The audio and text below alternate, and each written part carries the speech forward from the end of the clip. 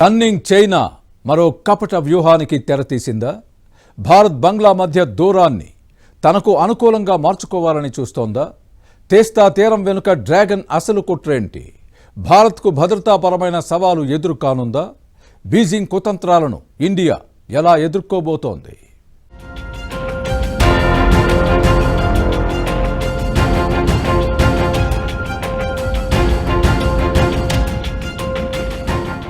భారత్ను దెబ్బకొట్టేందుకు చైనా మరో కొత్త కుట్రకు తెరతీసింది. భారత్ బంగ్లాదేశ్ మధ్య సుదీర్ఘకాలంగా కొనసాగుతున్న తీస్తా జల వివాదాన్ని తనకు అనుకూలంగా మలుచుకునేందుకు మాస్టర్ ప్లాన్ వేస్తోంది.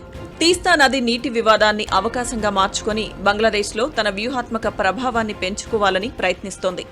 బంగ్లాదేశ్ ఇండియా బంధం బలహీనపడ్డ వేళ పరిస్థితులను తనకు అనుకూలంగా మలుచుకునేందుకు చైనా వేగంగా పావులు కదుపుతోంది. బంగ్లాలో కీలకమైన తీస్తా నది సమగ్ర నిర్వహణ, పునరుద్ధరణ ప్రాజెక్టును పట్టాలెక్కించేందుకు ప్రణాళికలు రూపొందిస్తోంది. దీనికోసం బంగ్లాదేశ్లో భారీగా పెట్టుబడులు గుమ్మరించేందుకు సిద్ధమవుతోంది. చైనా అత్యంత వేగంగా వేస్తున్న ఈ అడుగులు ఇండియాను వ్యూహాత్మక ఇబ్బందుల్లోకి నెట్టవచ్చన్న అభిప్రాయాలు వ్యక్తమవుతున్నాయి.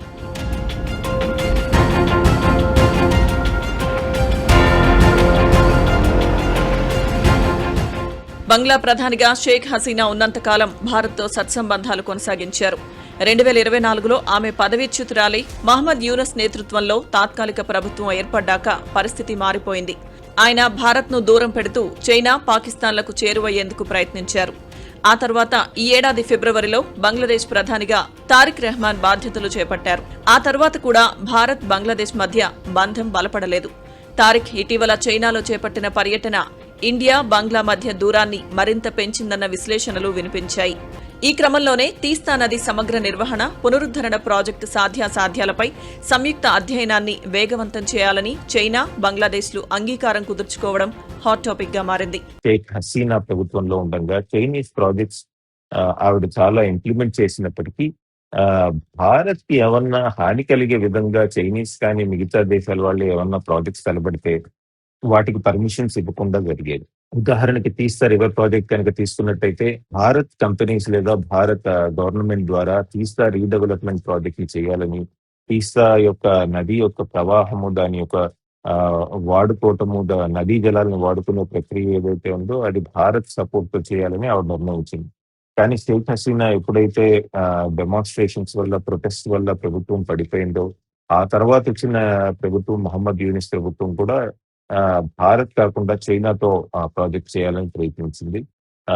ఇప్పుడు చూసిన తారిక్ రెహమాన్ ప్రభుత్వం వచ్చినప్పుడు కూడా చైనీస్ పాత్ర దాని మీద పోషించాలి, ఎక్కువ ఉండాలి అన్నట్టుగా వార్తలు వస్తున్నాయి. తీస్తా నది భారతదేశంలోని సిక్కింలో పుట్టి పశ్చిమ బెంగాల్ మీదుగా బంగ్లాదేశ్లోకి ప్రవేశిస్తుంది. 414 కిలోమీటర్ల పొడవున ప్రవహించే ఈ నది ఇరు దేశాల్లో సాగు, తాగునీటి అవసరాలు తీరుస్తుంది. మత్స్యకారులతో పాటు గ్రామీణ ప్రాంతాల్లోని అనేక మందికి ఉపాధి కల్పిస్తుంది. వర్షపాతం తక్కువగా ఉన్నప్పుడు తీస్తాలో నీటి ప్రవాహం గణనీయంగా తగ్గుతోంది. దానివల్ల బంగ్లాదేశ్లోని పలు ప్రాంతాల్లో సాగు అవసరాలు తీరడం లేదు. వ్యవసాయంలో ఉత్పాదకత పడిపోతుంది. వర్షాకాలంలో భారీ వానలు కురిసినప్పుడేమో నది ఉప్పొంగి ప్రవహిస్తుంది. వరదలు పోటెత్తి బంగ్లాదేశ్ తీర ప్రాంతం కోతకు గురవుతోంది. భారీగా పంట నష్టం వాటిల్లుతోంది. ఈ వైపరీత్యాలను ఎదుర్కోవడంతో పాటు తమ దేశంలో గ్రామీణ అభివృద్ధికి ఊతమిచ్చేలా TRCMRPని చేపట్టాలని బంగ్లాదేశ్ కోరుతుంది. ఈ నది నీటి పంపిణీపై ఇరు దేశాల మధ్య ఎన్నో ఏళ్లుగా చర్చలు జరుగుతున్నాయి. అయితే గత పశ్చిమ బెంగాల్ ప్రభుత్వం అభ్యంతరాల కారణంగా ఒప్పందం ఇప్పటికీ కార్యరూపం దాల్చకపోవడంపై బంగ్లాదేశ్ అసంతృప్తి వ్యక్తం చేస్తోంది.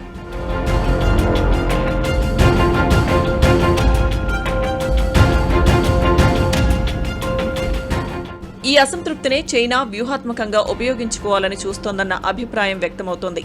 బంగ్లాదేశ్లో తీస్తా నది పునరుద్ధరణ, వరద నియంత్రణ, సాగునీటి ప్రాజెక్టుల కోసం భారీ పెట్టుబడులు పెట్టేందుకు చైనా ఆసక్తి చూపుతోంది.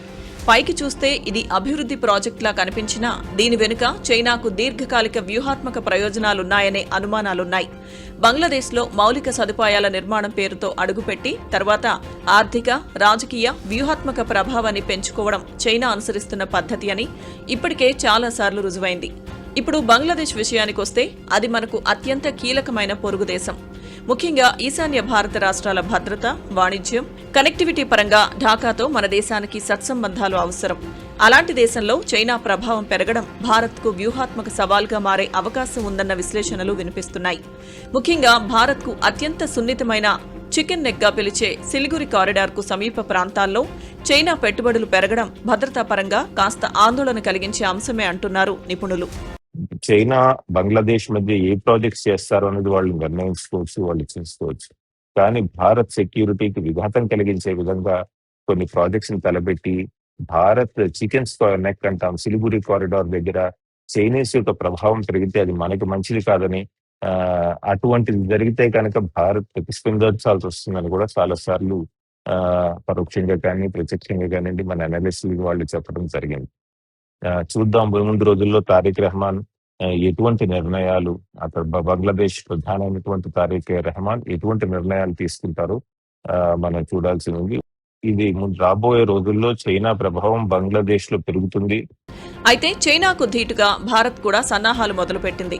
తన వ్యూహాన్ని మార్చుకుంటోంది. బంగ్లాదేశ్తో మౌలిక సదుపాయాల అనుసంధానం, రైల్వేలు, రహదారులు, విద్యుత్, ఇంధన సహకారం, వాణిజ్య సంబంధాల విస్తరణపై దృష్టి పెడుతోంది. అదే సమయంలో తీస్తా ఒప్పందానికి రాజకీయ పరిష్కారం కనుగొనే ప్రయత్నాలు కూడా కొనసాగిస్తున్నట్లు సంకేతాలు కనిపిస్తున్నాయి. ఇప్పుడు పశ్చిమ బెంగాల్లో కూడా ఎన్డీఏ ప్రభుత్వమే కొలువు తీరింది కాబట్టి కేంద్ర, రాష్ట్ర ప్రభుత్వాల మధ్య సమన్వయంతో ఈ వివాదానికి త్వరలోనే పరిష్కారం దొరికే అవకాశం ఉందంటున్నారు నిపుణులు.